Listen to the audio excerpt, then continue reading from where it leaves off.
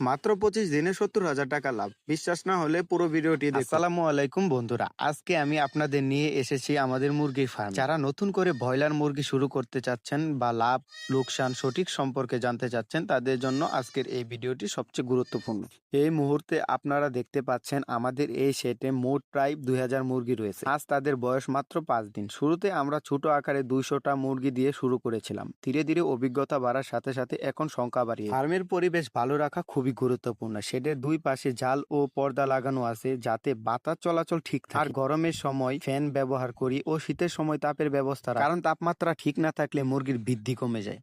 এখন আসি এই খাবারের বিষয়ে। আমরা দিনে 3 থেকে 4 বার খাবার দেই। সব সময় পরিষ্কার ও ঠান্ডা পানি রাখতে হয়। পানির লাইনে নিয়মিত পরিষ্কার করা হয় যাতে জীবাণু না জন্মায়। মুরগির রোগ প্রতিরোধের জন্য সবসময় ভ্যাকসিন দেওয়া খুবই জরুরি। এখন আসি খরচের হিসাবে। আপনি যদি শুরুতে 500টি বাচ্চা কিনতে চান তাহলে 25,000 টাকা লাগবে। আর খাবারের খরচ হয়ে থাকবে 70,000 টাকা। ওষুধ ও ভ্যাকসিন অন্য খরচ লাগবে আপনার 10,000 টাকা। সব মিলিয়ে মোট খরচ দাঁড়াবে 1,05,000 টাকা। এখন যদি প্রতিটি মুরগির গড় ওজন 2 কেজি হয় এবং প্রতিটি কেজিতে 180 টাকা বিক্রি করা হয়, তাহলে মোট বিক্রি করা হবে 1,80,000 টাকা। খরচ বাদ দিয়ে লাভ থাকবে অনুমানিক 70 থেকে 75,000 টাকা। মনে রাখতে হবে বাজার দর সবসময় কম থাকে, আবার কখনো দাম বেশি হয়ে থাকে, আবার কখনো দাম বেড়ে গেলে লাভ বেশি হয়। এই বাজার পরিস্থিতি বুঝে পরিকল্পনা করা খুবই জরুরি। যারা নতুন করে ফার্ম শুরু করতে চান তাহলে তারা প্রথমে 100 থেকে 200 বাচ্চা দিয়ে শুরু করুন, অভিজ্ঞতা অর্জন করুন, তারপর বড় পরিসরে যান।